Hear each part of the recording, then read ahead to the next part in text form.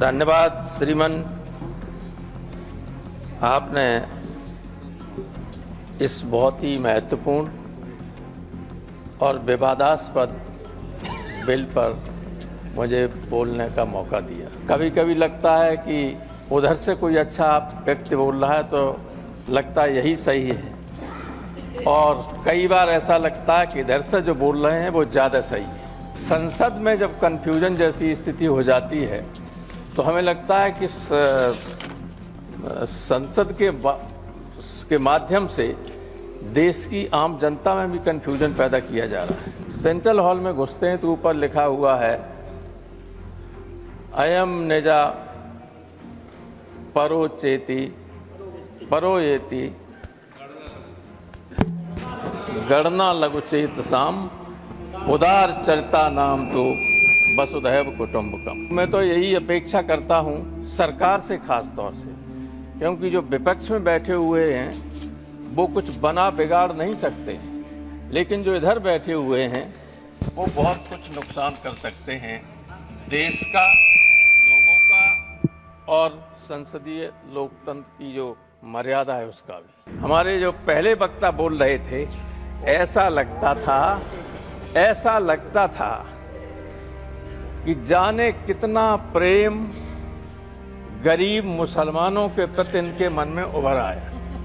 आंसू निकल आए। इन्हें हम आज से जानते जो मुख्यमंत्री रहा उसके साथ संबंध में आया, अखिलेश से बहुत अच्छे संबंध है और मुझसे तो बहुत ही अच्छे संबंध रहे। किसी एक आदमी से लड़ने की वजह से यहाँ आ गए, लेकिन अच्छी बात है इसकी आलोचना करने से बड़े पद पर पहुंचे। 14 से 24 तक आपको याद ही नहीं रहा, 10 साल आपको याद ही नहीं रहा कितनी बड़ी संपत्ति वक्फ बोर्ड के पास है, इतना पैसा वक्फ बोर्ड के पास है। जब सारी संपत्ति देश की बेच ली तब फिर देखा गया कि कहां बची हुई है तो आप वक्त पे आ गए। ईद में तो आपकी तरफ देख के कहूंगा, नहीं पर मैं थोड़ा बोर्ड की तरफ भी देख लें। अरे 3-3 मिनट वालों को आपने 20-20 मिनट दे दिया, तो हमें भी 1 आध मिनट ज्यादा दे दीजिए। वैसे मैं आपके हर आदेश का पालन करूं, मैं अभी बैठ जाऊंगा। नहीं, only what professor Ram Gopal Yadav said, and I am sure the honorable members will reflect what I have said. Professor Ram Gopal Yadav. धन्यवाद श्रीमान। आपने इस बहुत ही महत्वपूर्ण और विवादास्पद बिल पर मुझे बोलने का मौका दिया। कल लोकसभा में मध्य रात के बाद तक चर्चा चली और बिल पास हुआ। मैंने माननीय रिजिजू साहब को पूरा भाषण सुना और नेताओं के भाषण भी सुने, और आज भी सुन रहे। दोनों तरफ से कुछ बहुत अच्छे वक्ताओं ने भाषण दिए। कभी कभी लगता है कि उधर से कोई अच्छा व्यक्ति बोल रहा है तो लगता है यही सही है, और कई बार ऐसा लगता है कि इधर से जो बोल रहे हैं वो ज़्यादा सही है। तो ये संसद में जब कन्फ्यूजन जैसी स्थिति हो जाती है तो हमें लगता है कि संसद के माध्यम से देश की आम जनता में भी कन्फ्यूजन पैदा किया जा रहा है, जबकि स्थिति बिल्कुल साफ है। संसद में जब प्रवेश पहली बार में आया, उस तरफ जो अब सदन हो गया है, संविधान सदन, सेंट्रल हॉल में घुसते हैं तो ऊपर लिखा हुआ है अयम निजा परोचेति परोयेति गणना लघुचेत साम उदार चरिता नाम तो वसुधैव कुटुंबकम। तो मैं तो यही अपेक्षा करता हूं सरकार से, खास तौर से, क्योंकि जो विपक्ष में बैठे हुए हैं वो कुछ बना बिगाड़ नहीं सकते, लेकिन जो इधर बैठे हुए हैं वो बहुत कुछ नुकसान कर सकते हैं देश का, लोगों का और संसदीय लोकतंत्र की जो मर्यादा है उसका भी। इसलिए उदार बने रहिए। नड्डा जी ने अच्छी बात कही, लेकिन कहा कि राजनीति हुई, और अंत में खुद राजनीति में प्रवेश कर गए। तो स्थिति बिल्कुल क्लियर है कि सारे धर्मों के साथ समान व्यवहार होना चाहिए। बहुत बड़ी आबादी है माइनॉरिटी की, और खासतौर से मुसलमानों की हिंदुस्तान में। मेरे ख्याल से दुनिया में इतना बड़ी संख्या मुसलमानों की कहीं नहीं जितनी हिंदुस्तान, मुस्लिम देशों में कहीं। तो इतनी बड़ी आबादी के साथ अगर ये लगे लोगों को कि अन्याय हो रहा है और जनता में चर्चा ये हो जाए, फिर आप कितना ही कहिएगा कि आप एक तरफा बात कर रहे हैं या अपीजमेंट की बात कर रहे हैं, उससे काम नहीं चलने वाला है। व्यक्ति खुद जब कुछ काम अपने को असेस करता है कि मैं ऐसा कर सकता हूं, लेकिन जनता उसको जज करती है कि उन्होंने अतीत में कैसा किया है, मैंने कैसा पीछे किया है। जजमेंट तो उससे होता है। मैं कहूं कि मैं ऐसा कर सकता हूं, मैं करूंगा, उससे थोड़ी कोई जजमेंट करेगा। तो आपने अतीत में जो किया है, जनता उससे संतुष्ट नहीं है। भले ही आप इन के इन प्रकार चुनाव जीत जाएं, लेकिन पब्लिक उससे संतुष्ट नहीं है। पब्लिक को विश्वास नहीं है, क्योंकि जो बातें आपने कहीं, जो इस सरकार ने वादे किए लोगों के साथ, उन वादों को न पूरा किया न उन पर अमल करने की कोशिश की। तो इसमें जो कह रहे हैं, हमारे जो पहले वक्ता बोल रहे थे, ऐसा लगता था कि जाने कितना प्रेम गरीब मुसलमानों के प्रति इनके मन में उभर आया। आंसू निकल आए सर। इन्हें हम आज से जानते लेकिन ये, अरे आप हमारे मित्र हैं, आप नेताजी से आपके संबंध बहुत अच्छे रहे। जो मुख्यमंत्री रहा उसके साथ संबंध में आया, अखिलेश से बहुत अच्छे संबंध है और मुझसे तो बहुत ही अच्छे संबंध रहे। तो इस तरह से बोल रहे थे, बहुत अच्छे आदमी तो हैं, अच्छे आदमी हैं, किसी एक आदमी से लड़ने की वजह से यहाँ आ गए, लेकिन अच्छी बात है इसकी आलोचना करने से बड़े पद पर पहुंचे। तो मैं ये कह रहा था कि जो भाषण हो रहे हैं उधर से, उसमें बार बार जमीन और फंड, पैसे की बात आती है।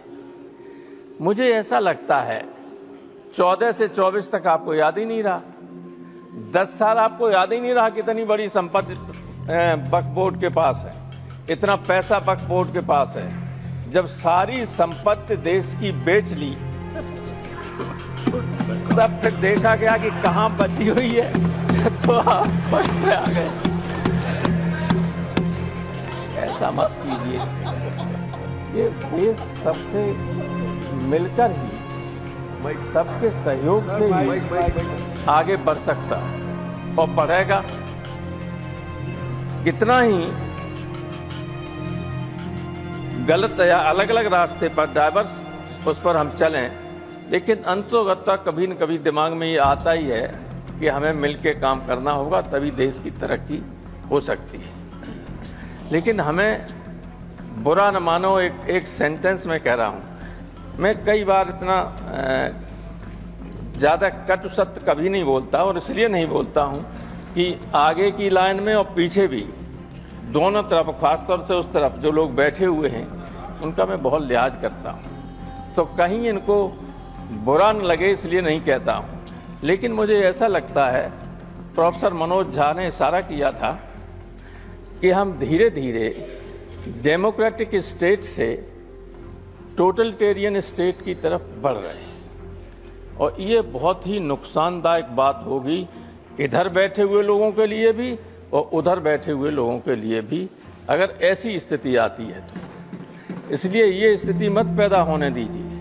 मैं यहाँ पर जो ये बिल आया है, उस पर संदेह हमें इसलिए ज़्यादा है क्योंकि हम उत्तर प्रदेश के लोग बुरा न माने, हम जो उत्तर प्रदेश में देख रहे हैं, लोग नमाज नहीं पढ़ सकते, अपने घर की छत पर नमाज नहीं पढ़ सकते, ईद के दिन, ईद में तो आपकी तरफ देख के कहूंगा। नहीं, पर मैं थोड़ा बोर्ड की तरफ भी देख लें। अरे 3-3 मिनट वालों को आपने 20-20 मिनट दे दिया, तो हमें भी 1 आध मिनट ज्यादा दे दीजिए। मैं टोक नहीं वैसे रहा मैं आपको। आपके हर आदेश का पालन करूं, मैं अभी बैठ जाऊंगा। नहीं नहीं नहीं, आप इतने ईद के वरिष्ठ दिन हैं। आपने टेलीविजन पर देखा होगा नड्डा साहब कि संबल मेरी पार्लियामेंट्री कॉन्स्टिट्यूंसी रही है, लोकसभा का मैं सदस्य वहां से रहा हूं।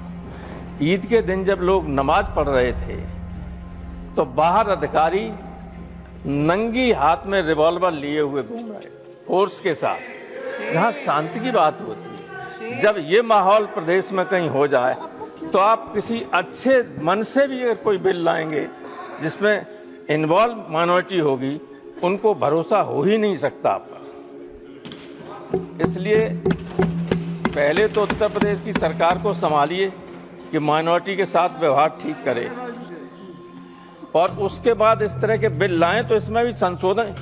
ये तो आपने सोचा ही नहीं, हमें लगता कि इसको इम्प्लीमेंट करेंगे तो कितना संकट आएगा सामने। उसको लागू करने में आपके ही सामने दिक्कत आ जाएगी।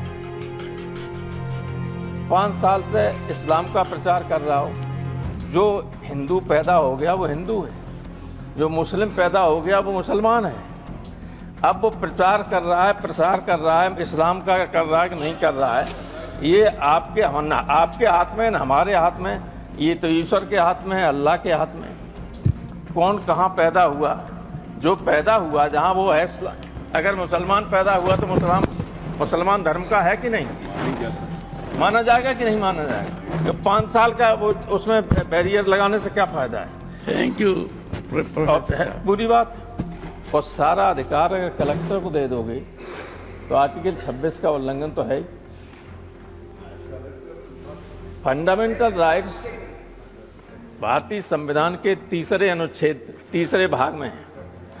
वो शुरू होता है, उसमें आर्टिकल 13 में साफ लिखा हुआ है कि इस भाग के अंतर्गत जितने भी अधिकार दिए गए हैं उनको सीमित करने वाला, छीनने वाला कोई भी कानून बनाया जाता है तो वो कानून रद्द होगा। आर्टिकल 13 में है, आप जानते हैं, सभी जानते हैं, बड़े बड़े वकील बैठे हो। तो आर्टिकल 13 और आर्टिकल 26 में है कि आप कोई भी माइनॉरिटी अपना रिलीजियस मैनेजमेंट और सारी व्यवस्था खुद कर सकते। दोनों को एक साथ पढ़ें तो आप स्वयं इस निष्कर्ष पर आ जाएंगे कि सब इलीगल है, असंवैधानिक है। तो कोई असंवैधानिक काम मत कीजिएगा। आप बहुमत में हैं दोनों जगह, वहाँ तो बहुमत बना लिया आपने और यहाँ हो गए आप, यहाँ वास्तव में बहुमत आप। थैंक यू प्रोफेसर तो साहब। उसका दुरुपयोग मत कीजिएगा, मेरी यही राय है। Thank you. ईश्वर से डरिए, क्योंकि ये कोई दुश्मन नहीं है आपके। दुश्मन है होता है अहंकार व्यक्ति का। और कभी कभी कुछ लोग उधर से ऐसे बोलते हैं, आप तो बहुत विनम्र लोग हैं, जिनके बोलचाल से ही अहंकार टपकता है। अहंकार से बड़ा दुश्मन कोई किसी का नहीं होता, और जिसको अहंकार हो जाता है उसका नुकसान तो करता है। थैंक यू बहुत बहुत प्रोफेसर। धन्यवाद।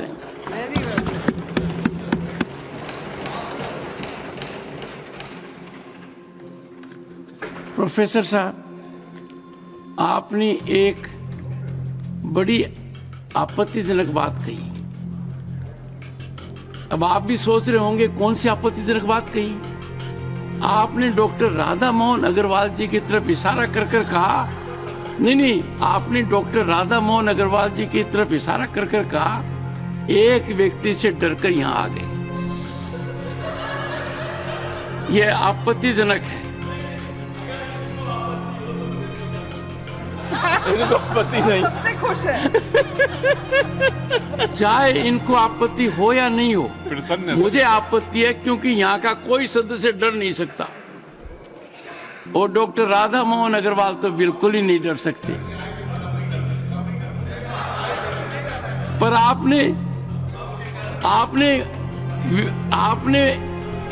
आपने उस व्यक्तित्व का महामंडन किया है।